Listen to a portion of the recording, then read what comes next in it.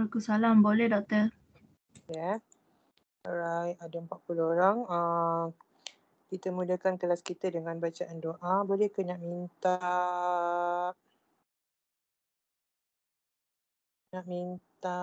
siapa nak baca doa ni?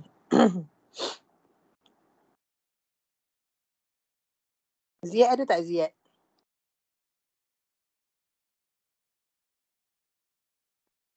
Ada doktor. Ziad bacakan doa. Baca doa ringkas pun tak apa. Bismillahirrahmanirrahim. Allahumma ftah alaina hikmatka wa anshur alaina min khaza'ini rahmatika ya arhamar rahimin. Rabbi shrah li sadri wa yassir li amri wahlul 'uqdatam min lisani yafqahu qawli. Amin. Amin. Terima kasih Ziad. Okey kelas, Assalamualaikum dan selamat pagi sekali lagi. So hari ini kita berada pada week yang ke-8. Okey, kelas yang kedua. So kelas yang pertama hari Isnin hari tu kalau ikutkan Pahang adalah public holiday, tapi saya minta maaf sebab saya bagi juga recording because of kita terlalu banyak cuti hari Isnin. Nanti hari raya haji pun cuti hari Isnin juga dan kelas kita adalah pada hari Isnin kan, jadi takut kita tak sempat nak kerja syllabus. Jadi saya harap awak dah tengok recording video berkenaan dengan correlation and regression. Okay, so correlation and regression adalah chapter yang ketiga. Okay, yang pertama hari tu kita belajar tentang introduction to statistics. Lepas tu kita belajar tentang descriptive statistik, macam mana kita nak buat pengiraan statistik, pengiraan yang berkaitan, ada ungroup data, ada group data. Okey, hari tu kita dah buat revision tentang macam mana nak buat pengiraan ungroup data. So nanti kita akan cari satu masa untuk kita buat ulang kaji tentang macam mana nak buat pengiraan group data. Okey, tapi hopefully awak semua dah go through all the videos yang saya provide. Dalam video tu ada banyak example yang saya tunjukkan macam mana kita nak buat pengiraan-pengiraan yang berkaitan. Okay, on how to analyze our data. So kita ada banyak data. Kita dah belajar tentang pelbagai jenis data, macam mana cara nak represent kita punya data. Kita dah belajar macam mana cara nak kira kita punya measure of location, measure of dispersion, measure of central tendency dan juga measure of skewness. Okay, measurement yang terlibat dalam analyze kita punya data. So dalam chapter yang ketiga, kita nak belajar tentang correlation and regression. Okay, so saya nak share screen.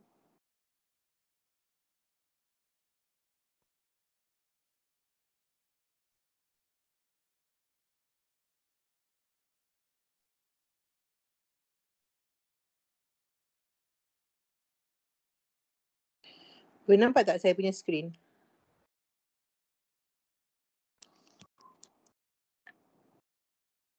Nampak ke? Nampak, Miss. Nampak madam. Alright.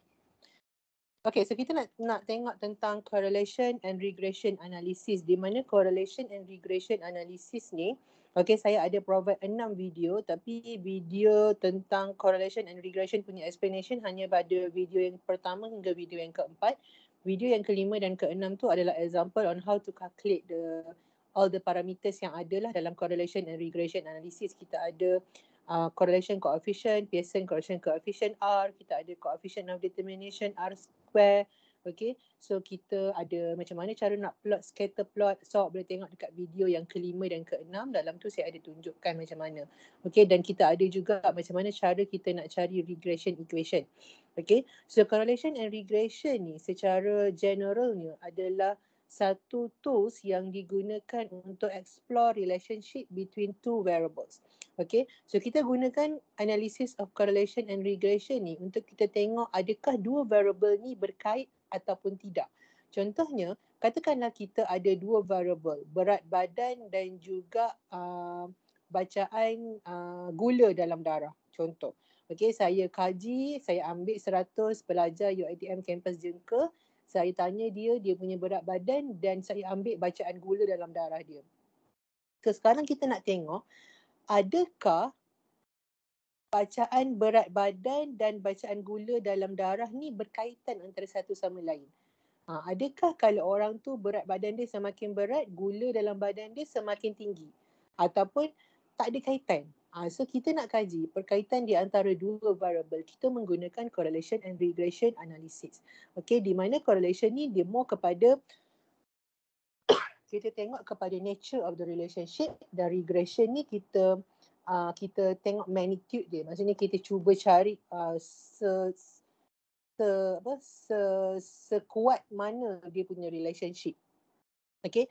So kalau dalam correlation, contohnya lagi kalau kita ada concentration of drugs dengan heart rate, kita nak tengok adakah ubat yang disuntik ke dalam badan seseorang, semakin pekat ubat tu, heart rate dia semakin laju. Ada kaitan tak? Ataupun tak ada kaitan? Kalau ada kaitan, sekuat mana kaitan tu?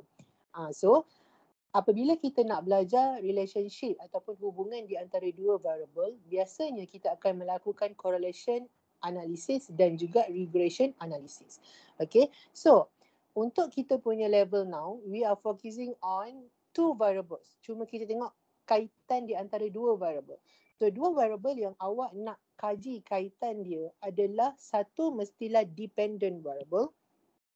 Okay, satu mestilah dependent variable and another one adalah independent variable. Okay, so dependent variable ni adalah variable yang bergantung. Okay, bergantung. Independent variable adalah variable yang tidak bergantung. Apa maksud bergantung dengan tidak bergantung? Okay, kalau dalam bahasa Melayunya, dependent variable ni adalah pemboleh ubah yang bergerak balas. Maksudnya, okay, value dependent variable dia akan bergantung kepada independent variable. Kalau independent variable berubah, dependent variable pun berubah kerana dia bergantung. Okay, independent variable adalah pemboleh ubah yang kita manipulasi, kita tukar-tukar pemboleh ubah dia. Okay, contohnya dalam kes yang saya cakap tadi, saya kaji tentang kaitan di antara berat badan dan juga bacaan gula dalam darah. Okay, so kita ada dua variable. Yang pertama adalah berat badan. Yang kedua adalah bacaan gula dalam darah. So awak rasa yang mana satu adalah independent variable? Yang mana satu adalah independent variable? Berat badan. Berat badan. Kenapa? Kenapa berat badan adalah independent variable? Kerana kita nak kaji adakah bila berat badan seseorang berubah, gula dalam darah tu pun berubah. So, kita akan ubah. Kita akan ada pelbagai value berat badan. So, dia adalah pemboleh ubah yang dimanipulasikan. So, apa yang bergerak balas adalah bacaan gula dalam darah. Kalau berat badan 70, bacaan gula dalam darah berapa? Kalau berat badan dia 120, bacaan gula dalam darah berapa? So, gula dalam darah adalah pemboleh ubah yang bertindak balas ataupun dia adalah dependent variable. So, bila kita nak kaji hubungan di antara dua variable, satu variable would be the dependent variable and another variable would be the independent variable. Okay, so correlation and regression analysis ini juga digunakan untuk find out if the outcome from one variable depends on the value of the other variable. Okay, maksudnya dependency daripada satu variable kepada yang lain. Maksudnya adakah perubahan satu value, adakah perubahan satu variable menyebabkan satu lagi variable ni berubah. Itu dia kajian yang berkaitan dengan correlation dan regression. Kita nak tengok perkaitan. Okay, contoh lagi, concentration of some nutrient dengan weight gain. Maksudnya kalau macam sekarang ni kan popular orang makan meal replacement. Okay, meal replacement ni could be protein ke apa ke yang dijual di pasaran ni kan. Produk-produk yang dijual di pasaran ni meal replacement. Okay, so dalam meal replacement tu adalah pelbagai nutrien. Meal replacement yang ini, nutrien dia yang ini. Meal replacement yang ini, nutrien dia macam ni. So berbeza-beza. So kita boleh kaji, ada kaitan tak concentration level of the nutrient dalam meal replacement ni kepada berat badan seseorang. Okay, so maksudnya kita akan manipulate jenis-jenis ataupun level of nutrient, concentration of nutrient, okay, yang bergerak balas adalah berat badan. So berat badan akan jadi dependent, okay, yang independent adalah level of nutrients. Macam itulah. So maksudnya kita nak kaji kaitan di antara kedua-duanya. Okay, so the first thing, bila kita nak kaji kaitan di antara kedua-duanya, kita boleh melukis scatter plot. Okay, so first step to determine whether the relationship exists ataupun tidak di antara dua variable adalah kita boleh lukis scatter plot. Okay, so scatter plot ni dia ada dua paksi. Okay, paksi X dan paksi Y. Paksi X ini kebiasaannya adalah independent variable. X dan Y adalah dependent variable yang bergerak balas. Contoh kalau macam kes kita tadi, independent variable kita adalah berat badan, dependent variable kita adalah bacaan gula dalam darah. Contohnya kalau macam kat sini 4, 8, 12, 16. Scale ni tak kisah. Kau boleh letak berapa pun mengikut kesesuaian. Okay, 20, 40, 60, 80, 100. Okay, macam mana kita nak lukis scatter plot? Katakanlah kita ada data. Okay, data kita sekarang ada dua. Data yang pertama adalah data independent variable iaitu berat badan. Dan kita ada dependent variable iaitu bacaan gula. Okay. So katakanlah awak ambil 100 orang. So saya tunjuk contoh je lah. Kata kita ada beberapa orang. Berat badan dia 73, 86, 90, 57, 60, 88 contoh. Bacaan gula dia katakanlah 6, 8, 10, 3, 5, 8.5. Contoh. Okay. So kita nak plot. So kita nak plot, kita tengok. Bacaan yang pertama untuk individu yang pertama, berat badan dia 73, bacaan gula dia 6. So 73 katakanlah dia ada dekat sini. Sini 73, katakan dia punya gula 6. So 6 kat sini lah.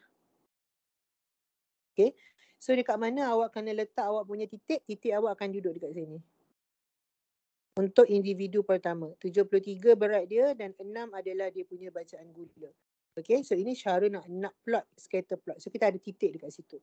Next, dia punya berat badan 86, bacaan gula dia 8. So 86 katakanlah dekat sini. Okay, bacaan gula dia 8. Okay, so titik dekat sini. Okay, yang ini saya boleh padam-padam. Nanti awak tengoklah awak guna pembaris pun boleh.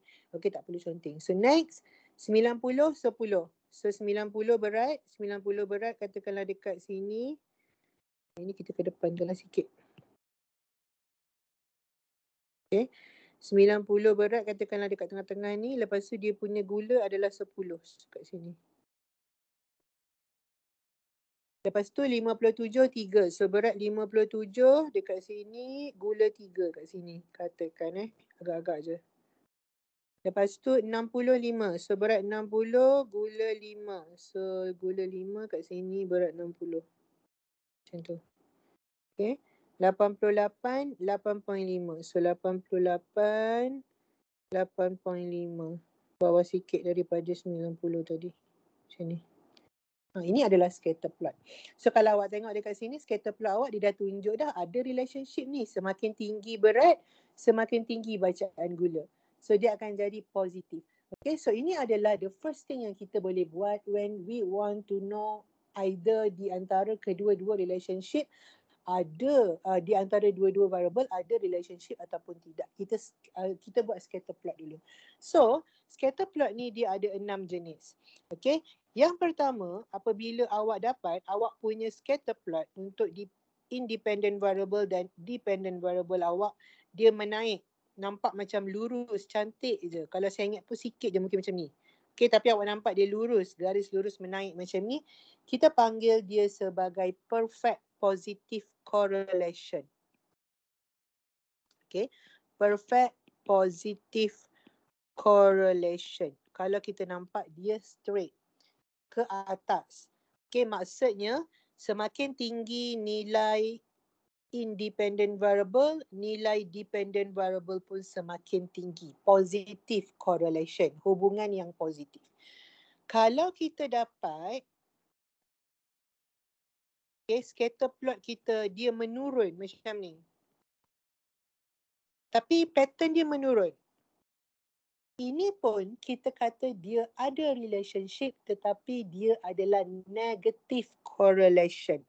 Okay, perfect negative correlation.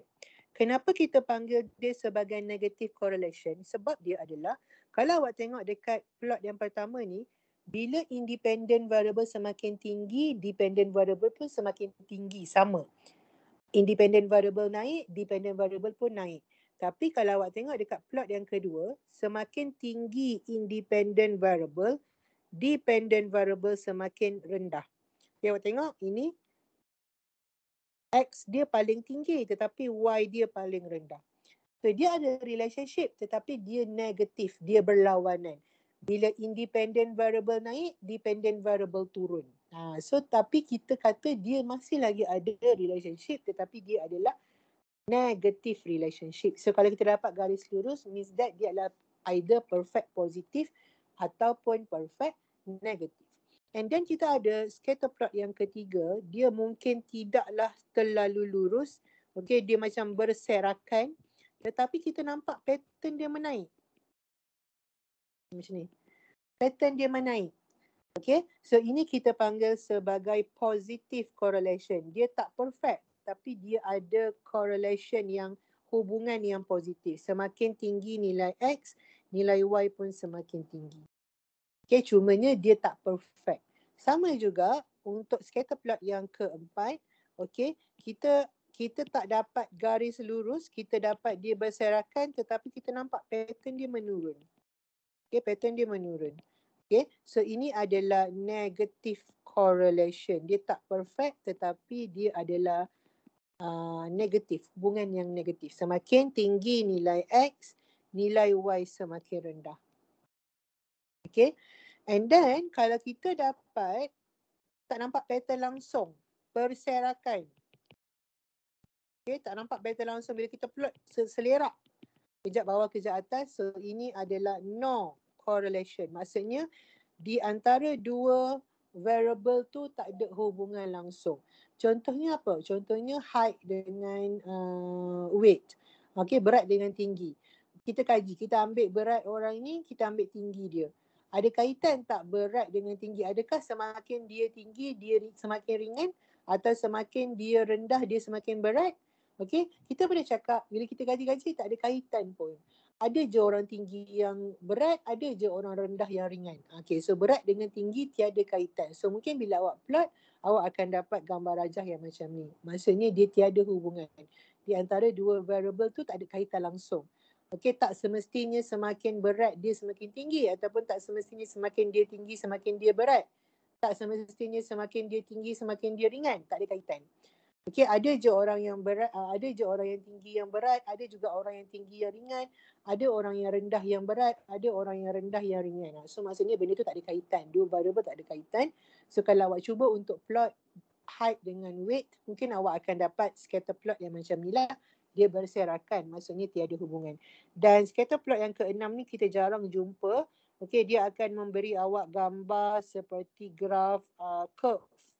Ni, so ini kita panggil sebagai curvilinear relationship. So tapi kita jarang jumpa yang curvilinear relationship ni lah. Okay, curvilinear correlation. So ini adalah step pertama untuk kita tahu di antara dua variable tu ada hubungan ke tak ada hubungan. So ini dua step yang pertama.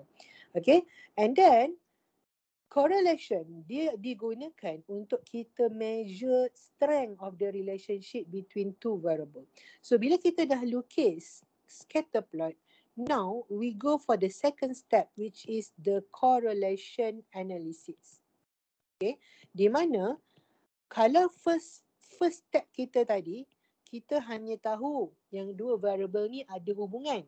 Sama ada dia positif ke, dia negatif ke, dia perfect positif ataupun dia positif sahaja ke, perfect negatif atau negatif sahaja ke, kita hanya tahu secara nature dia. Ada hubungan di antara dua variable. So next step, the step number 2 untuk correlation and regression analysis ni adalah kita lakukan correlation analysis. Di mana correlation analysis ini adalah untuk kita measure the strength of the relationship between two variable. Kalau kita kata relationship tu wujud positive correlation, wujud positive relationship, sekuat mana relationship tu? So sekuat mana relationship tu kita ukur dengan melakukan correlation analysis di mana kita akan mencari value of Pearson's correlation coefficient, iaitu dia punya simbolnya adalah R. Okay, kita akan mencari value of R. Okay, so value of R ni sama ada negatif ataupun positif. So dia sama macam scatter plot tadi. Sama ada dia menaik ataupun menurun, kedua-duanya menunjukkan ada hubungan. Cuma kalau dia menaik hubungannya positif. Kalau dia menurun hubungannya negatif. So sekarang untuk kita ukur kekuatan hubungan, sekuat mana hubungan di antara dua variable tu, kita cari nilai R. R adalah Pearson Correlation Coefficient. Dan nilai R akan ada dua, sama ada positif ataupun negatif. So kedua-dua ni menunjukkan hubungan. Kalau positif, hubungannya positif lah. Kalau negatif, hubungannya negatif lah. Okay, negative correlation. Kalau positif, positive correlation. Apa maksud positive correlation? Apa maksud negative correlation yang saya terangkan tadi? Kalau positif, independent variable naik, dependent variable pun naik. Kalau negatif, independent variable naik, dependent variable turun. Itu maksud dia. Okay. So, kita ada formula macam mana kita nak kira R. Pearson Correlation Coefficient. Formulanya adalah summation X darab Y tolak summation X darab summation Y bahagi dengan N bahagi dengan punca kuasa. Okay. Summation X kuasa 2 tolak summation X kuasa 2 bahagi N darab dengan summation Y kuasa 2 tolak summation Y tutup kurungan kuasa 2 bahagi N. Okey, di mana awak kena tahu awak punya X adalah independent variable dan Y adalah dependent variable. So kalau dalam formula dia cakap X darab Y, maksudnya macam data kita tadi, ini X, ini Y. So awak buat satu lagi kolom, X darab dengan Y. So 73 darab dengan 6 awak akan dapat X darab Y. So apa yang dimaksudkan dengan summation X darab Y? Bila awak dah darab X dengan Y, awak tambah semua sekali, awak akan dapat total kat bawah ni. Ini adalah summation X darab Y. Faham tak?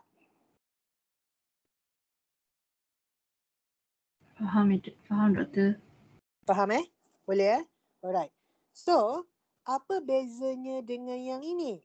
Yang ini adalah summation X darab dengan summation Y. Maksudnya, awak kena cari dulu summation X. Summation X adalah hasil tambah semua nilai X. Dan summation Y adalah hasil tambah semua nilai Y. Baru awak darab summation X darab summation Y. Itu dalam dia punya formula. Apa pula N? N adalah bilangan pair observed. Apa bilangan pair? Okay, kalau awak tengok variable kita ada dua. Okay, so ini first pair, ini second pair, ini third pair, ini fourth pair. So kalau awak ada 100 student, maksudnya awak ada 100 pair. So your N is equal to 100. Okay, so N adalah bilangan pair. Okay, summation X square. Okay, summation X square tak sama dengan summation X kuasa 2. Ini berbeza Apa maksud summation X square? Awak kena cari dulu X kuasa 2. Dekat sini awak dah ada X. Awak kena buat satu kolom sebelah dia, cari X kuasa 2. So 73 kuasa 2 dapat apa? 86 kuasa 2 dapat apa? Dah dapat semua, awak tambah, awak akan dapat dekat sini summation X square. So, summation X dalam kurungan square dekat luar, maksudnya kita ambil nilai summation X ni tadi, kita kuasa 2 kan. Berbeza Yang ini maksudnya hasil tambah X kuasa 2. So, kita kena kuasa 2 kan dulu X, baru kita tambah. Yang ini adalah hasil tambah X yang dikuasa 2 kan. So, hasil tambah X, kita kuasa 2 kan. Okay, so sama juga dengan Y. Okay, masukkan saja dalam formula, awak akan dapat nilai R. So dalam video saya yang ke-5 dan 6 saya ada tunjuk contoh macam mana nak kira R. Bila kita dah dapat nilai R akan berada di antara values -1 ke 1. Okay. Nilai R akan berada pada value negative 1 ke 1. Di mana value ini yang akan menunjukkan kekuatan relationship di antara dua variable. Kalau awak dapat nilai R awak sama dengan kosong, exactly equal to 0, maksudnya variable itu tiada relationship, no relationship ataupun no correlation, antara dua sama je. Okay. Kalau awak dapat nilai R awak di antara 0 ke 0.5, okay, di antara 0 ke 0.5, maksudnya awak ada weak positive correlation ataupun weak positive relationship. Weak, lemah. Okay, maksudnya dia positif tapi dia lemah. Apa maksud lemah? Maksudnya dia ada hubungan tapi tak kuat sangat hubungan tu. Maksudnya kalau macam nilai independent variable berubah, sikit je dependent variable akan berubah. Sikit je dependent variable akan terkesan. Itu weak. Kalau awak dapat nilai R awak di antara 0.5 ke 0.8, okay, ini adalah moderate. Sederhana, moderate positive correlation ataupun moderate positive relationship. Kalau awak dapat nilai R awak di antara 0.8 ke 1, ini adalah strong positive correlation ataupun strong positive relationship. Kalau awak dapat awak punya R exactly equal to 1, maksudnya awak ada perfect positive correlation ataupun perfect positive relationship. Maksud perfect adalah naik je nilai X, nilai Y memang akan completely naik. Okay, nilai Y akan completely naik. Kalau strong, kuat. Kalau moderate, sederhana. Kalau weak tu lemah. Hubungannya lemah. So, correlation coefficient ataupun Pearson correlation coefficient R ni, dia mengukur kekuatan hubungan. Kalau kita tengok dekat scatter plot, bila kita lukis scatter plot, kita hanya dapat tahu, oh, di antara dua variable ni ada hubungan positif. Macam mana kita nak tahu kuat ke tak hubungan tu? Kita kira Pearson correlation coefficient R. Kalau dapat value, awak kena check lah sama ada dia moderate ke, weak ke, strong ke, perfect ke. Okay, so same goes to negative relationship. Kalau awak dapat value di antara 0 ke negative 0.5, yang ini adalah apa? Yang ini adalah strong negative ke weak negative? Weak negative. Weak negative relationship. Okay, weak negative relationship ataupun weak negative correlation. Kalau awak dapat di antara negatif 0.5 ke negatif 0.8 adalah moderate negatif. Kalau awak dapat negatif 0.8 ke negatif 1, strong negatif. Dan kalau awak dapat negatif 1, R awak equal to negatif 1, maksudnya perfect negatif. Okay, dia lebih kurang sahaja. So value ni, value of R mesti di antara negatif 1 ke 1. Kalau awak dapat lebih ataupun kurang daripada tu, maksudnya ada something wrong somewhere dengan awak punya calculation. Okay, so ini adalah R, Pearson correlation coefficient. Okay, dalam correlation analysis. So dalam correlation kita ada dua. Yang pertama, kita boleh plot scatter plot untuk kita tahu keadaan sama ada variable tu ada hubungan atau tak ada hubungan. Yang kedua, kita boleh kira Pearson correlation coefficient R untuk kita tahu kekuatan hubungan di antara dua variable. So kita selesai correlation analysis. Now we move to regression. Okay, so regression analysis ini pula adalah untuk assessing the nature and magnitude of relationship between dependent variable and independent variable. Okay, so kalau kita kata di antara dua variable itu ada hubungan, okay, so regression ni dia akan bagi kita guideline. Apa, macam mana kita nak kira kaitan di antara Y dan X. Kalau kita ada value X, boleh tak kita nak cari Y? Kalau kita ada value Y, boleh tak kita nak cari X? So kita menggunakan regression analysis. Dia kepada merumuskan hubungan di antara dua variable. Kalau correlation tadi dia bagi tahu keadaan dan juga kekuatan. Kalau regression ni dia membantu kita untuk kita buat rumusan terus berkaitan dengan hubungan di antara kedua-dua relationship. So kita menggunakan simple linear regression model. Awak boleh tengok dekat dalam nota. Okey, sebenarnya regression analysis ni akan melibatkan regression model. Regression model adalah satu equation, linear equation. Apa dia linear equation? Linear equation macam macam persamaan garis lurus.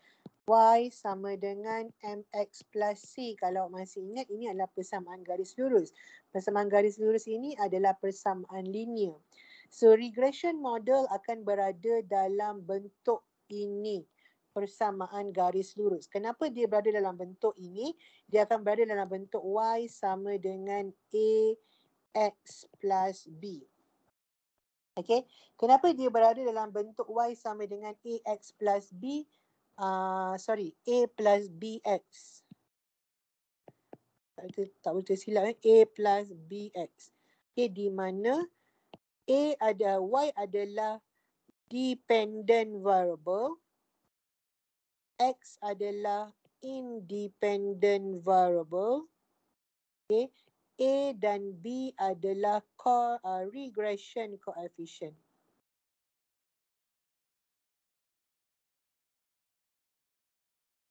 Okay. So ini kita panggil sebagai regression model. Kita ada cara macam mana kita nak cari value of A dan value of B. Okay, nanti kita akan cari value of A dan value of B. Katakanlah awak dah cari value of A dan value of B. So regression model awak akan berada dalam bentuk Y sama dengan 4 tambah 3X contohnya. So ini kita panggil regression model. So apa dia regression model bagi tahu kita? Regression model membantu kita untuk mencari nilai sama ada dependent atau independent variable bila salah satu daripadanya kita tahu. Contohnya, katakanlah nilai independent variable kita tahu X sama dengan 4. So kalau X sama dengan 4, Y sama dengan berapa? So kita boleh cari dengan menggunakan formula ni. Okay, katakanlah kita kaji yang tadi tu, okay, kaitan di antara berat badan dengan bacaan gula. Okay, yang ini 100 pelajar. Kita buat kajian tentang 100 pelajar. And out of our kajian, kita come out dengan satu equation. Equation ini dia mewakili hubungan di antara berat badan dan bacaan gula. Maksudnya, bila kita ada equation ni, kita boleh cari apa dia bacaan gula bila kita tahu berat badan seseorang. Tak perlu dah tanya dia. Contohnya saya tahu berat badan A ni adalah 73. So kalau berat badan dia 73, bacaan gula dia berapa? Kita terus masukkan sahaja dalam equation ni. Y sama dengan 4 tambah 3, X ni berat badan 73. So kita terus kira. Okay, so bila awak kira, awak akan dapat Y sama dengan 9, 21, 29, 223. So awak tahulah, okay, bila berat badan X sama dengan 73, dia punya bacaan gula sama dengan 223. Ini contoh, ini bukan model yang sebenar. Macam tak logik je doktor, bacaan gula 223. Ini bukan, ini saya hantam tadi 4 dengan 3 ni. Okay, so ini contoh. Maksudnya, regression model ni dia membantu kita untuk merumuskan. Maksudnya dengan kita punya observation ke atas hanya 100 orang student, kita boleh buat rumusan apa dia kaitan di antara bacaan gula dengan berat badan. So kita tak perlu dah tanya dekat orang. Kita nak tahu bacaan gula dia, kita kira je sendiri. Sebab kita dah tahu dah. Ini pattern dia. Ini dia punya model. Faham tak kelas? Faham doktor. Faham Alright. So regression coefficient ini, okay, dalam regression coefficient ni kita nak kaji lebih, kita nak buat rumusan tentang relationship between dua variables. So tadi untuk kita buat correlation dengan regression analysis ada beberapa step. Yang pertama kita collect data lah. Okay, so bila kita dah ada data, kita construct scatter plot. So bila kita construct scatter plot, kita akan nampak nature relationship tu, positif ke, negatif ke. Lepas tu kita teruskan dengan kita compute value of Pearson correlation coefficient untuk kita tahu kekuatan dia. Okay, so kuat ke tak kuat ke, so kita akan compute dengan Pearson correlation coefficient R, bacaan R. Okay, and then barulah kita cuba buat regression model. Regression model dalam bentuk Y sama dengan A plus BX. Nanti kita akan tengok macam mana cara nak cari A dan B. Okay, so bila kita dah kira correlation coefficient, Pearson correlation coefficient R tadi, katakanlah awak dapat R sama dengan kosong. Maksudnya tiada relationship. So awak tak perlulah teruskan dengan membuat regression model. Kenapa tak perlu? Sebab dah sah lah dia cakap tiada relationship. So bila dia cakap tiada relationship, maksudnya tiada model yang boleh mewakili relationship di antara dua variable tu sebab dah memang tak ada relationship. So correlation coefficient value tadi, Pearson correlation coefficient value R tadi membantu kita untuk kita move further kepada analisis kita, perlu ataupun tidak untuk kita buat regression analysis. Kalau dah memang sah-sah lah tak ada R sama dengan kosong, tak ada relationship, so tak ada signifikan lah untuk kita buat regression model. So, sah-sah lah tak wujud regression model.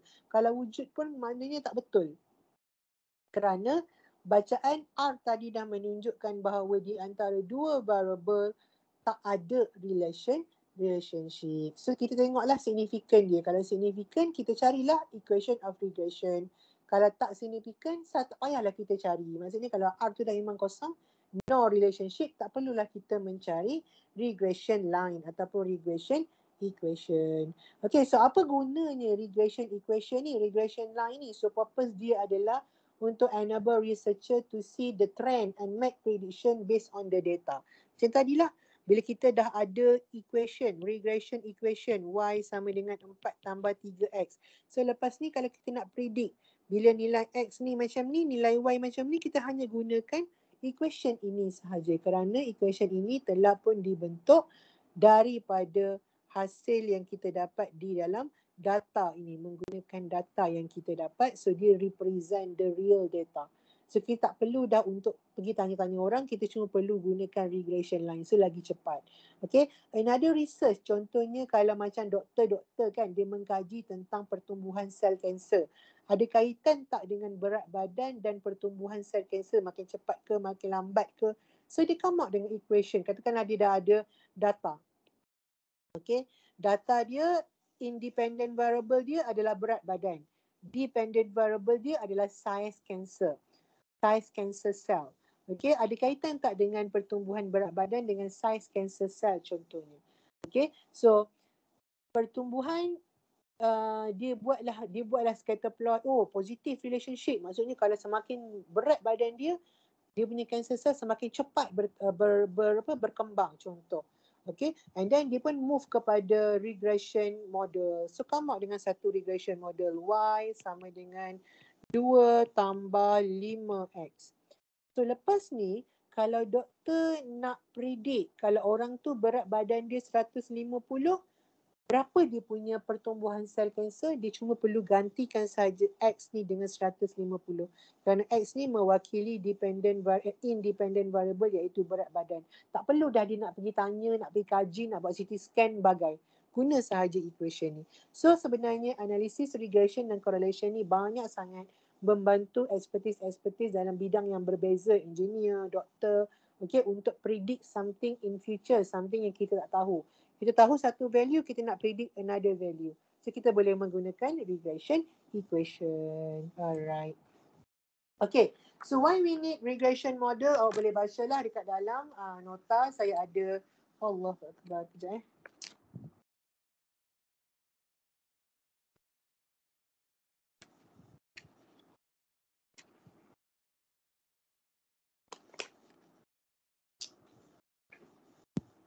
Kejap ya.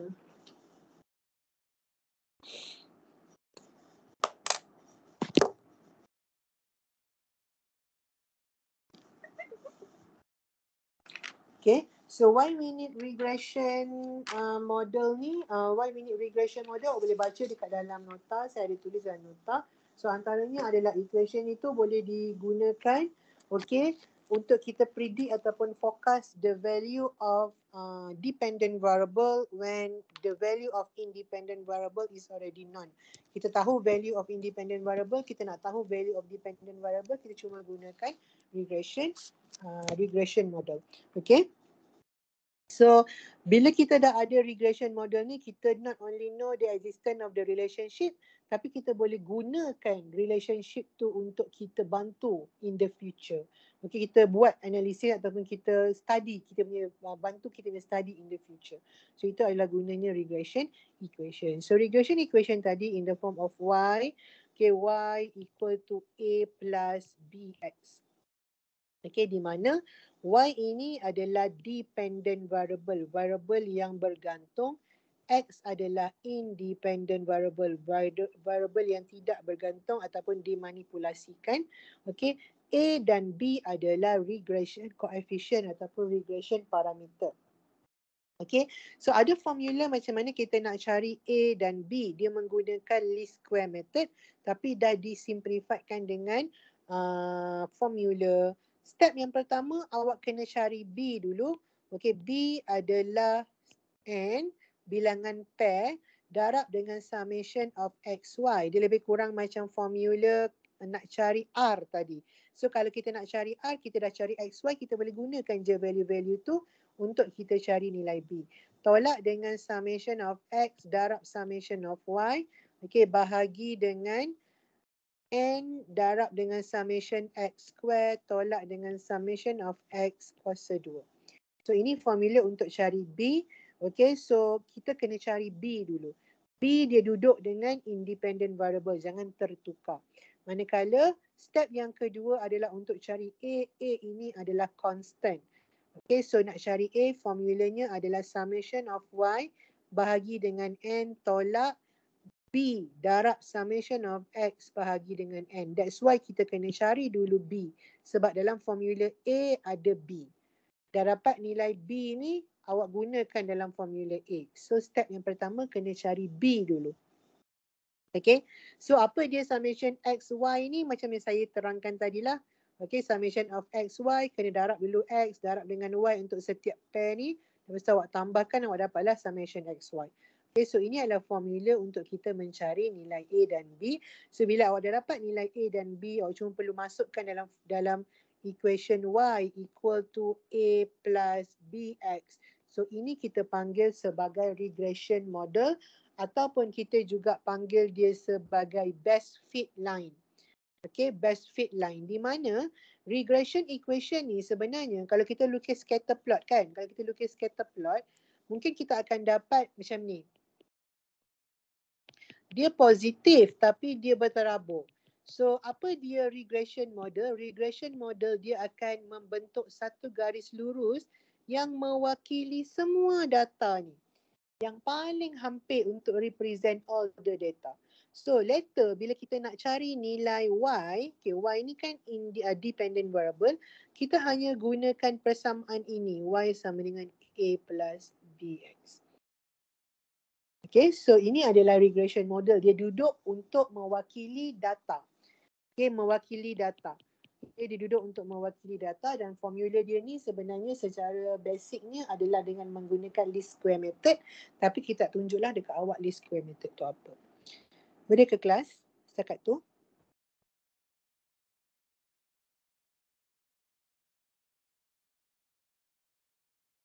Boleh? Boleh, Doktor. Alright. Okay, next. Dalam regression analysis, ada satu lagi iaitu coefficient of determination. Okay, coefficient of determination ini simbolnya adalah R square. Okay, ada formula yang saya tulis dalam nota iaitu formula untuk cari R square adalah explain variation bahagi total variation.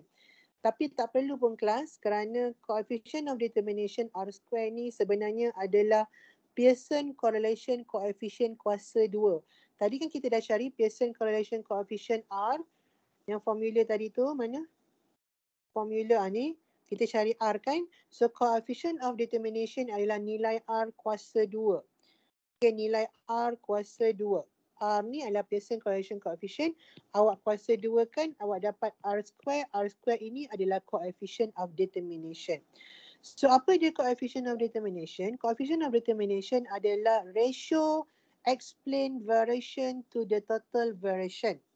Okay, di mana R2 explain how much of the variability of Y can be explained by the fact that they are related to X. Apa maksudnya? Variability ini adalah kepelbagaian. Okay, so R square ni dia nak bagi tahu sebanyak mana data-data Y ni, data-data Y, kalau kita ada data tadi, okay, sebanyak mana, kalau kita ada 100 data, berapa banyak data Y yang sebenarnya betul-betul ada kaitan dengan data X. Okay, so somehow, kadang-kadang, ada je nilai Y yang tak ada kaitan dengan X. So daripada 100 data kita, berapa banyak nilai Y yang ada kaitan, yang betul-betul ada relationship dengan X, kita ukur dengan menggunakan determination of coefficient of determination iaitu R square. Contohnya, okay, contohnya kalau awak dapat nilai correlation coefficient, Pearson correlation coefficient awak R awak sama dengan 0.91 contoh. So macam mana awak nak cari R square, awak kuasa 2 kan sahaja 0.91 ni, awak akan dapat 0.828. So ini adalah coefficient of determination. Apa maksud dia? Okey, darabkan dengan 100. 0.828 ni darab dengan 100 untuk kita dapat dalam bentuk peratus. So awak akan dapat 82.8%.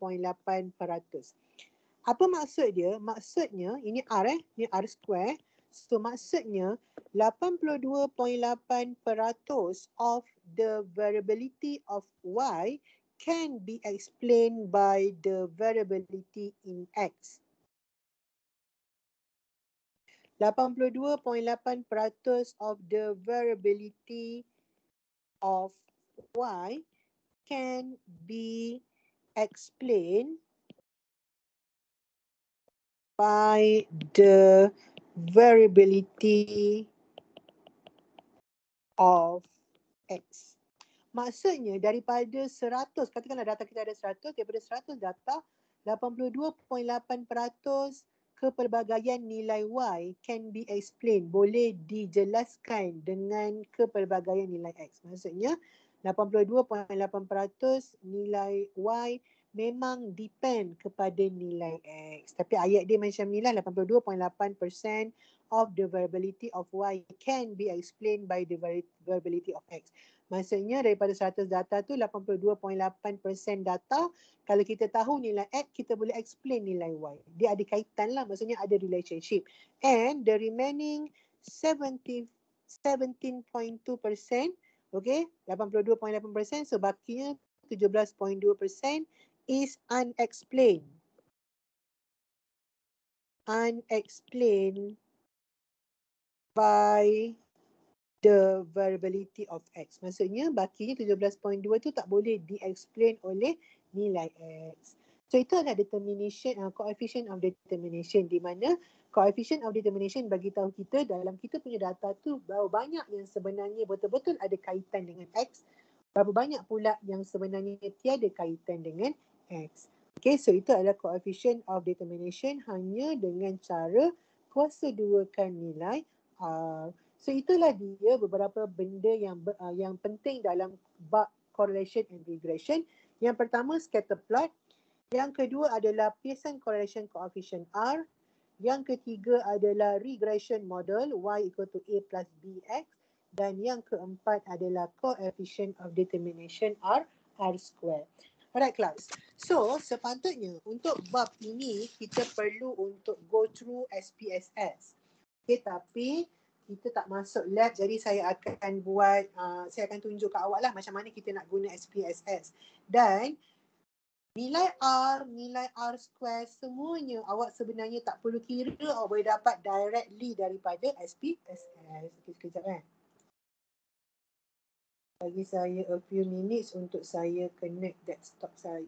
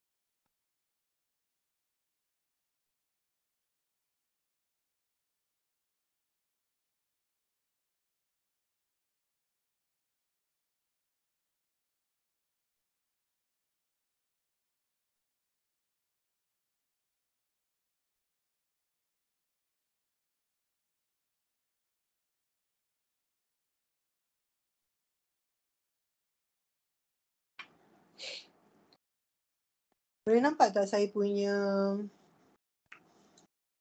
desktop punya ni? Boleh doktor. Okay.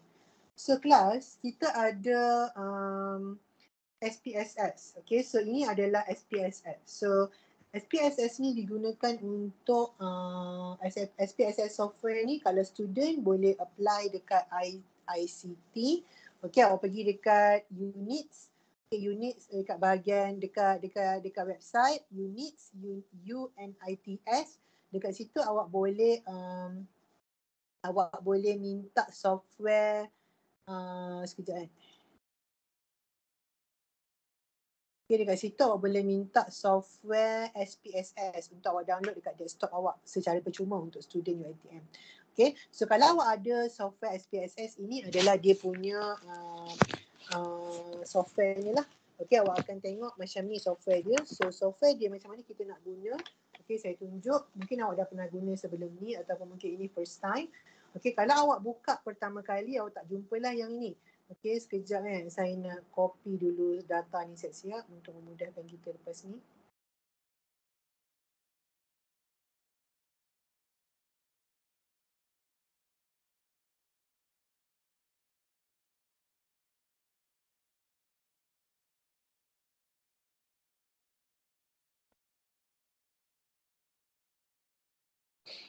Okey, so saya tutup dulu untuk tunjuk ke awak macam mana cara nak guna daripada awal.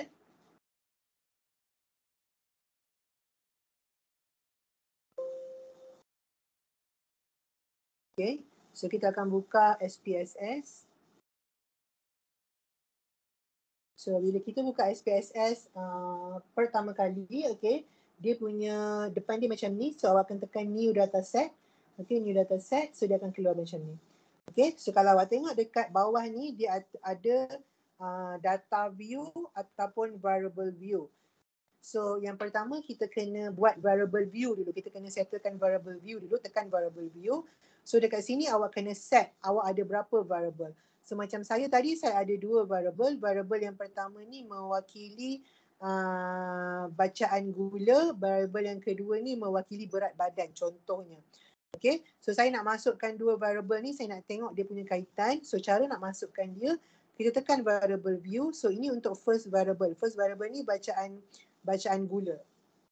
So kita letaklah nama dia, katakan bacaan gula. Dia boleh untuk name ni dia boleh satu sahaja perkataan. So kita tulis B gula, bacaan gula. Okay, and then kalau awak klik, dia akan keluar terus directly macam ni. Ini adalah jenis dia. Type numeric, maksudnya data kita ada 2 jenis, sama ada numeric ataupun dia bukan numeric. Okay, kalau dia bukan numeric, maksudnya dia adalah kualitatif. Kualitatif tak boleh dianalisis menggunakan SPSS. Ada cara dia lah. Okay, so numeric, biarkan je. With 8 ni pun biarkan je. Decimal 2 ni nombor perpuluhan. Kalau awak nak decimal awak lebih daripada 2, awak tekanlah tambah ataupun tolak. Tapi biasanya kita letak decimal 2 sahaja. Label ini adalah apa yang awak nak keluar dalam awak punya analisis nanti. Untuk bacaan gula ni awak nak keluar nama apa? Okay, saya nak letak yang penuh supaya senang. Bacaan gula. Okay. Values none. Okay, values none. Missing pun none. Okay, column ni biarkan sahaja 8. Align ni seperti awak lah. Awak nak letak right ke left ke, ini hanyalah dia punya data tu nanti dia akan duduk dekat kiri ke kanan ke tengah-tengah, tak ada kepentingan. Okay, measure. Measure ni ada 3 jenis, sama ada scale, ordinal ataupun nominal. Kita dah belajar kalau scale ini untuk kuantitatif, kalau ordinal ini adalah untuk ordinal dan nominal ni adalah untuk kualitatif. So disebabkan data kita adalah kuantitatif, so kita guna scale. Okay, itu untuk data yang pertama. So data yang kedua berat badan. So kita letak sini berat. Okay, so kita klik dia akan keluar benda yang sama. So awak tekan kat sini lah. Berat badan, nama yang awak nak dia keluar dekat awak punya analisis nanti. Okay, yang lain ni sama, yang ini pun scale. Okay, so bila awak dah set macam ni, awak pergi dekat data view, dia akan keluar kat sini bacaan gula dengan berat. So dekat sini lah awak akan letak data-data awak. Kalau awak ada 100 orang, 100 lah bacaan gula dia. Kalau awak ada 100 orang, 100 lah berat badan dia. So tadi saya dah ada data. Okay, so data saya ni saya akan copy sahaja. Okay, saya akan masukkan ke dalam SPSS ni. Maksudnya untuk pelajar pertama gula dia 12.3, berat dia 154.25. Student yang kedua gula dia 6, berat dia 173. Gula dia 25, berat dia 154. Gula dia 10, berat dia 184. Contoh. So ini adalah dua data awak. Okay, ni adalah dua data awak. So kalau awak nak analisis, awak boleh menggunakan SPSS semudah tekan sahaja analyze. Okay, pergi dekat descriptive statistic. Okay, contoh awak boleh kira apa yang awak nak. Okay, pergi dekat descriptive statistic, awak pergi dekat descriptive. Contohnya, okay, awak masukkan dua-dua variable. Tekan variable ni, tekan anak panah, dia masuk. Tekan lagi satu variable, tekan anak panah. And then awak tekan OK. So dia akan keluar dekat sini. Okay, awak tengok. Untuk bacaan gula, N adalah 100. N ini maksudnya jumlah data 100. Berat badan pun jumlah data 100. Minimum 3.7, maksimum 40.1. So tak payahlah awak nak scroll. Yang mana yang paling kecil, yang mana yang paling besar. Straightly awak tengok sahaja dekat sini. Yang paling kecil bacaan gula, yang paling rendah 3.7, bacaan gula yang paling tinggi 40.1. Berat badan yang paling ringan 125, yang paling berat 363. Ni manusia ke apa ni? Mungkin dalam pound. Okay, mungkin dalam pound, bukan dalam kg. Mungkin ni contoh sahaja. So, dia terus bagi kita apa dia mean, purata. Purata untuk bacaan gula 18.19. Purata untuk berat badan 176.95.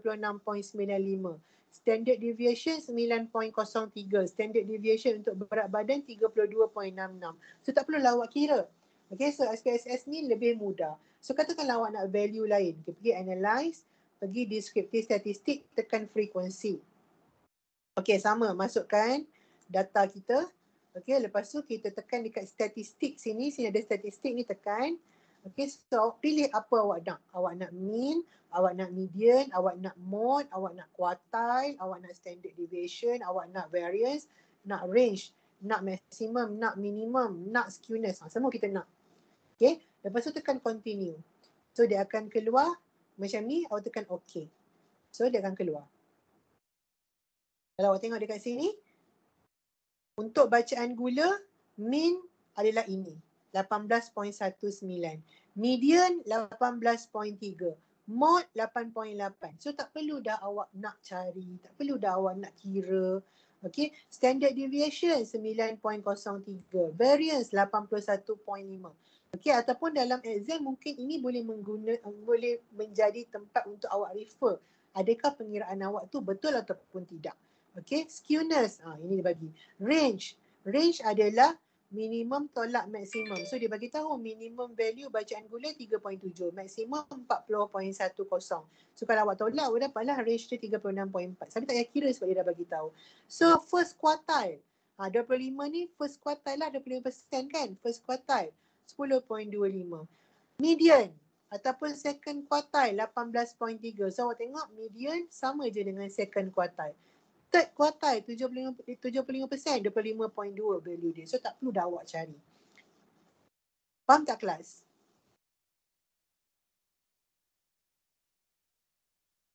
Faham doktor? Tak faham? Boleh Okay, so sama juga dengan berat badan, dia dah analyze dah untuk kita. So dekat bawah ni pula ada frequency table. Apa maksud frequency table? So ini adalah frequency table untuk bacaan gula. So orang yang 3.7 bacaan gula dia ada 2 orang. Frekuensi ni 2. Yang bacaan gula 3.9 seorang. Bacaan gula 4.0 seorang. So yang kelemahan dia adalah frekuensi table dia ni dia buat satu-satu. Kita boleh buat frekuensi table kita interval, tapi awak boleh rujuk. Contoh kalau awak nak buat interval daripada 3 sehingga 4. So kira lah daripada sini. Kalau 3 sampai 4, so kita ambil yang ini, value 3.7 sampai 4.0. So frekuensi dia 2 campur 1 campur 1, frekuensi dia 4. 4 sampai 5, so kita kira. 4 sampai 5 yang mana? So frekuensi dia berapa? So boleh jadi rujukan untuk memudahkan kita nak buat frekuensi table, group frekuensi table yang ada interval. Instead of awak nak tengok satu-satu daripada data yang 100 ni, so lebih memudahkan. So ini untuk bacaan gula. Macam mana pula kalau untuk berat badan pun sama. Okay, berat badan pun sama. Dia bagi satu-satu. Berat 125 ada seorang. Berat 125.25 ada seorang. So awak tak perlulah buat satu-satu. Awak mungkin boleh buat interval. Contohnya interval kita adalah 120 sampai 130 interval kita. So kita tengoklah dekat sini. Dekat data SPSS kita ni. Okey, 120 sampai 130 ada 3 ni. 3 yang atas ni. So frekuensi dia berapa? Frekuensi dia 3. Okey, 130 sampai 140 daripada sini sampai sini. Ni. 131 sampai 139. So berapa frekuensi? 1, 2, 3, 4, 5, 6, 7 frekuensi. So memudahkan awak untuk awak buat frekuensi table. Okay, so ini adalah untuk bahagian analisis deskriptif. Macam mana kalau kita nak analyze regression and correlation? Okay, pergi dekat analyze, pergi dekat regression, okay, pergi dekat regression, pergi dekat linear.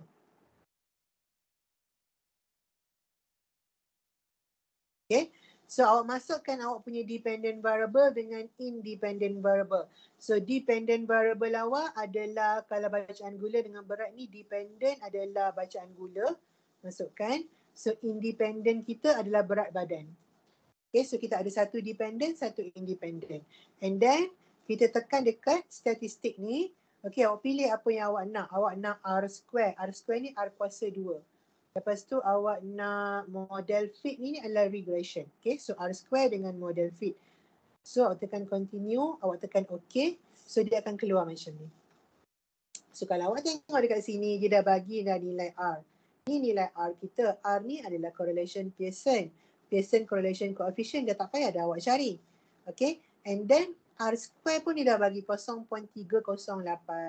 So kalau R square dia 0.308, maksudnya berapa persen variability of Y can be explained by variability of X?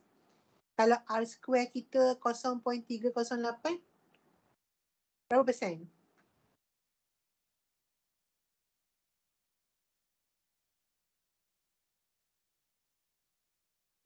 R square 0.308. So dalam bentuk persen berapa? 30.8 doktor. Yes, 30.8% variability of Y can be explained by the variability of X. Itu gunanya R square. So kalau kat sini awak tengok nilai R awak adalah 0.555. So positive relationship. Weak ke, moderate ke, strong? Weak positif ke, moderate positif ke, strong positif?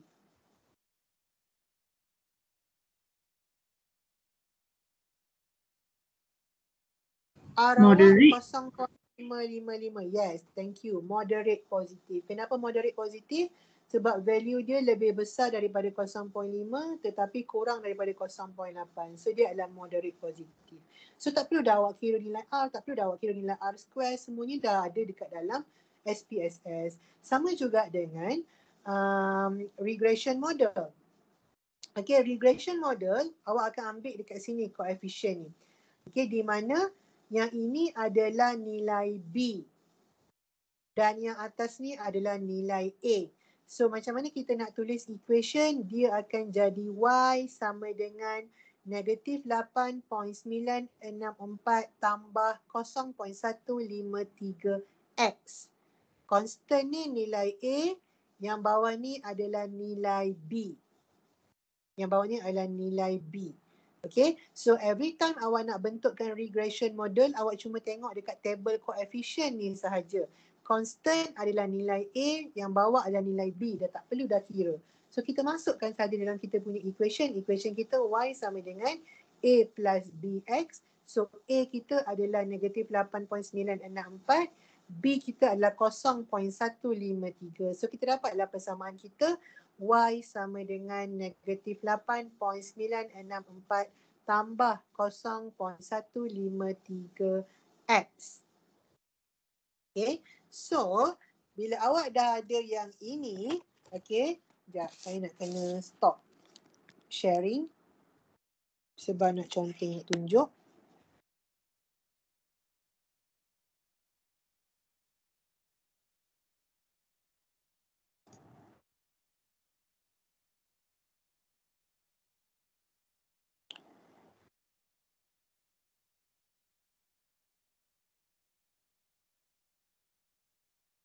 Okay.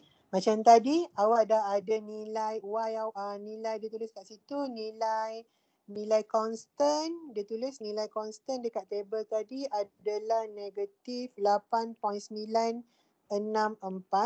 Okey, nilai berat badan dia tulis dekat dalam table tadi yang dekat SPSS tadi adalah 0.153. So, bila awak ada macam ni, maksudnya adalah okey, constant dekat atas ini adalah nilai A. Kita ada Y sama dengan A plus BX. A ini constant. Okey, dan ini adalah nilai B. Okey, tak perlu lagi awak nak kira.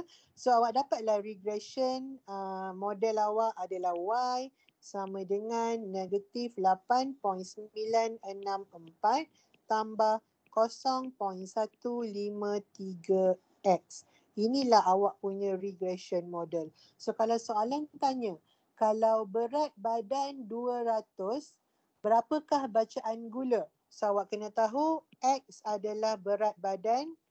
Okay, sebab dia adalah independent variable dan Y adalah bacaan gula kerana dia adalah dependent variable. So kalau soalan tanya, kalau berat badan 200, bacaan gula berapa? Macam mana awak nak cari? Awak hanya perlu gantikan nilai X. So awak akan dapat Y sama dengan negatif 8.964 tambah 0.153 darab dengan 200. X kita 200, berat badan kita 200. So awak kira dengan menggunakan kalkulator, awak akan dapat berapa nilai Y. Nilai Y ini adalah bacaan gula. So itulah gunanya regression model. Dan regression model boleh didapati daripada SPSS. Okey, SPSS kita yang saya tunjukkan tadi.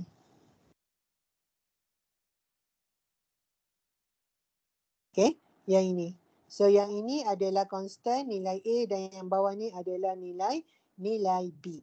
Okay, just tak payah kira terus dapat. So SPSS ni memudahkan. Sometimes dalam final ataupun dalam test dia akan bagi awak table ni. Dia suruh awak buat regression model. Tak payahlah awak kira. Awak tahu dah. Nak ambil yang mana satu, value yang mana satu. Yang lain ni abaikan, tak payah tengok. Tengok yang ini sahaja. Okay, yang berat badan ni adalah independent variable, so dia adalah B dan yang constant ni adalah nilai A. Kalau ditanya pasal R square, tak payah kira, tengok sahaja R square berapa. R square adalah 0.308, dalam bentuk persen dia adalah 30.8. R, correlation coefficient. So correlation coefficient ini menunjukkan strength relationship. Disebabkan dia punya value dia 0.55, maksudnya dia adalah moderate positive. Okay, so same goes to your assignment, group assignment. So group assignment awak, saya dah sediakan data, saya dah buat analisis. Sama macam sini, saya bagi awak the frequency table, saya akan bagi awak this one, table statistik ni, okay, and then saya akan bagi awak frequency table untuk kedua-dua variable. Dan saya akan bagi awak table yang ada yang ini model summary dan juga coefficient. Saya dah bagi semua value. Dekat sini dah ada R square, dekat sini dah ada R. Dah ada nilai A dan B. Dah ada mean, dah ada mode, dah ada dah semua. Saya cuma nak awak analisis. Okay, maksudnya awak kena buat satu report. Okay, report tu mesti ada semua benda yang saya dah sediakan hari tu masa awal-awal dulu. Saya dah bagi dah guideline untuk group project. Kena hantar, ada introduction, ada bahagian presentation of data. So saya nak awak buat je report tu. Okay, so presentation of data mungkin tak ada kat sini lah. Awak kena buat histogram ke, awak kena buat bar chart ke mengikut kesesuaian data. Tetapi yang bahagian descriptive statistik, bahagian kira-kira mean, mode dan median, semuanya saya dah sediakan. Awak cuma perlu buat ayat. Contohnya, untuk berat badan pelajar, dia punya mean adalah sekian-sekian. Median dia adalah sekian-sekian. Mean merupakan value apa-apa-apa, so menunjukkan yang purata pelajar mempunyai berat badan sekian-sekian-sekian. Awak just explain. Okay, awak just explain. So, group project ni saya akan release insyaAllah end of this week, week yang ke-8. dan awak punya due date adalah week yang ke-12. So awak ada sebulan. Dan grup projek ini awak ada grup untuk bahagi tugas. So saya harap semua boleh semua boleh siapkan dalam masa yang ditetapkan lah. Okey, yang saya suruh hantar week 12 hari Ahad malam, so semua kena hantar pada waktu yang saya tetapkan. Okey, so data saya akan sediakan, semua dia punya analisis ini pun saya akan sediakan. Cuma awak kena transform dia menjadi bentuk report sahaja. Okay, orang tak perlu kira. Awak cuma yang tak ada dekat sini adalah representation of the data. Awak kena lukis histogram, awak kena lukis bar chart. Okay. So saya bagi satu contoh. Okay, satu contoh report. Sekejap eh.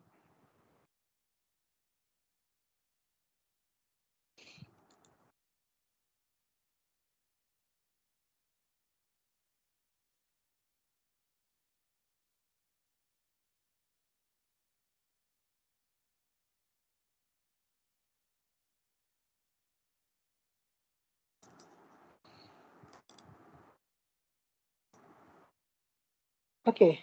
So ini adalah contoh report. Okay, contoh report awak punya sebelum ni lah. Kawan-kawan awak sebelum ni. Okay, contoh report. Okay, group project. So dekat dalam report kena ada semua introduction, kena ada methodology, kena ada result and interpretation, kena ada conclusion. So macam mana dia buat. Okay. So dalam background ni dia ceritalah. Background of study ni dia cerita apa dia statistik, apa dia process of statistik. Okay, dia cerita buatlah apa introduction yang berkaitan. Lepas tu objective of study ni kenapa awak nak belajar statistik. Okay, kenapa awak nak kena buat analisis dalam statistik. Okay, lepas tu banyaklah objektif dia. Carilah berapa banyak yang boleh. Significance of study. Kenapa kita nak buat kajian berkenaan dengan data-data ni, analyze data ni untuk apa.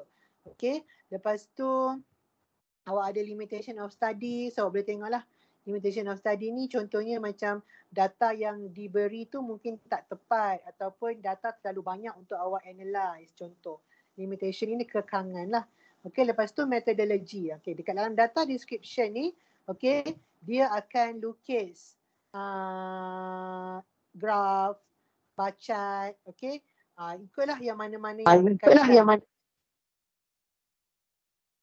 Komponen bar chart ke, okay, percentage bar chart ke, pie chart ke, yang mana-mana yang berkaitan, histogram ke, okay. So dia akan lukis semua yang berkaitan dengan dia punya data. Lepas tu dia akan kira.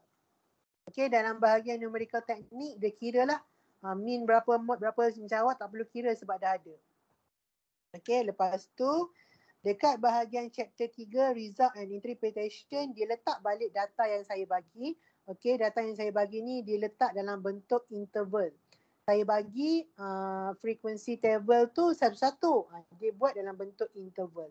Okay, dia buat frequency table dalam bentuk interval. Lepas tu dia bagi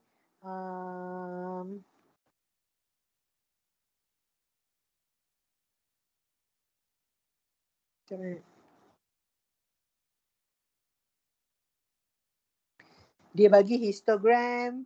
Okay, ni histogram dia plot guna Excel pun boleh, nak plot guna tangan pun boleh. Lepas tu dia bagi frequency lagi satu variable. And then dia sediakan juga histogram untuk variable yang kedua. Okay. Banyak pula dia punya frequency table ni. Kalau macam ni awak buatlah interval besar sikit. Macam ni dia buat interval kecil sangat. 94 sampai 95. Okay, dia bagi histogram. So ini je yang tak ada. Yang lain ni semua saya dah bagi. Descriptive statistik ni ambil daripada yang saya bagi sahaja. Mean-nya berapa, median-nya berapa, mode-nya berapa, ambil daripada saya bagi. Lepas tu awak teranglah sikit. Mean untuk, ini income per person. Okay, mean untuk income per person adalah sekian-sekian. Mean untuk internet use rate adalah sekian-sekian. Berdasarkan kepada apa yang saya dah sediakan. Cuma awak explain sahaja. Okay, explain sahaja. Lepas tu dia buat correlation and regression analysis, dia plot data tu, dia bagi value R square ni semua saya dah bagi dah sebenarnya, dia salin balik. Okey, lepas tu terangkan. Lepas tu bagi tahu R square 0.5241 ni maksudnya apa? 52.41 variability of Y can be explained by the variability of X. Bagi tahu, explain. Okay, and then conclusion. Report summary dan conclusion. So, markah benarnya adalah 30. It's very easy untuk awak score 30 markah. Okay, so please bekerjasama dalam kumpulan untuk siapkan group project ni. Awak ada masa 4 minggu. So saya ada lagi beberapa data yang saya belum siap analyse. So insyaAllah end of this week saya akan siapkan dan saya akan releasekan group assignment tu untuk awak bincang bersama-sama dengan kawan awak, dan deadline dia again in week 12. Okay, week 12 adalah pada minggu depan. Kita cuti seminggu. So minggu depan tu tak kira, maksudnya awak ada 9, 10, 11, maksudnya awak ada 5 minggu. Okay, minggu depan cuti seminggu tak kira. Lepas tu kita naik week 9, week 10, week 11, week 12. So due date kita adalah pada 3 Julai. Okay, 3 Julai hari Ahad 11.59 malam. Okay, lambat lagi 3 Julai, Jun pun belum masuk lagi. So awak ada banyak masa untuk awak buat. So please, okay, bagi kerjasama dengan ahli kumpulan dan bincang baik-baik, bahagi tugas baik-baik. Okay, completekan the project report. Okay, hantar kepada saya week 12, 3 Julai. Okay, pada hari Ahad. Report ini nanti saya akan releasekan okay, dalam Google Classroom. Saya akan tag hanya ketua kumpulan sahaja. So ketua kumpulan akan bagi kepada ahli kumpulan dia. Dan saya ingatkan awak, setiap kumpulan mempunyai data yang berbeza. Saya tak bagi data yang sama. Kalau ada 10 kumpulan, 10 kumpulan ni akan dapat data yang berbeza. So pastikan awak tengok ketua kumpulan, tengok betul-betul. Jangan, apa yang berlaku yang lepas adalah dia gabung 2 kumpulan. Dia nak bagi cepat, daripada bahagi 3, dia bahagi kerja tu kepada 6. Okay, dia gabung. Bila saya check dah, kenapa kumpulan ni buat data kumpulan A, kenapa kumpulan B buat data kumpulan A, sedangkan kumpulan B dia ada data dia sendiri, saya dah tag. Rupanya ketua kumpulan tak buka pun soalan yang saya bagi dekat Google Classroom. Dia pergi ambil soalan kumpulan A dan dia bincang, dia bagi dengan 6. Jangan buat macam tu. Kalau buat macam tu, saya potong markah kumpulan. Okay? Saya potong markah kumpulan. So setiap ketua kumpulan berdasarkan kepada senarai nama yang saya minta awak isi hari tu, yang paling atas tu ketua kumpulan tu, saya akan tag nanti dekat Google Classroom. So awak kena kongsi dengan kawan-kawan awak maklumat yang saya bagi, apa datanya, apa dia punya analysis of the datanya, dan bahagikan tugas. Okay, and then nanti hanya ketua kumpulan sahaja yang perlu hantar kembali ke dalam Google Classroom. Sama lah method dia macam assignment baru-baru ni, awak compilekan, awak scan dan hantar melalui Google Classroom. Dekat tempat yang saya tag awak tu lah, awak akan hantar dekat situ juga, dan markah tu adalah mewakili keseluruhan ahli kumpulan. Seorang sahaja perlu hantar. Okey, dan di hadapan muka surat depan tu letak nama ahli kumpulan terus. Siap-siap. Contohnya macam ni kan, dia letak terus nama 3 ahli, 4 ahli kumpulan dia. Okey, so yang ini tak perlu pun ikut format macam mana pun tak kisah. Yang pentingnya ada nama dan juga nombor ID dan juga kelas. Okay, so ada soalan tak?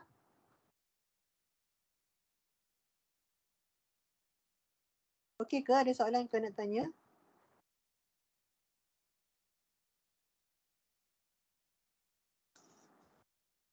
Semua orang okey? Okey, doktor. Okey, doktor.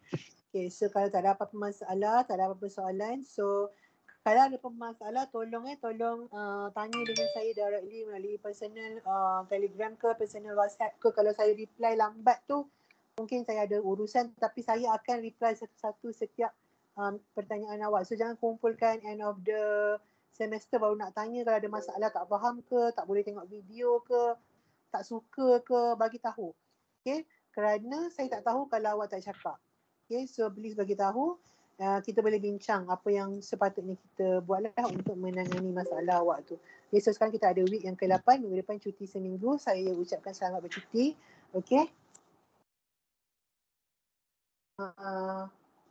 Jaga diri. Okay, stay safe. So itu saja untuk kelas kita hari ini. Terima kasih. Assalamualaikum. Waalaikumsalam. Thank you, doktor. Thank you, doktor. Thank you, doktor. Thank you, doktor. Thank you. Bye. Assalamualaikum. Thank you, doktor. Thank you.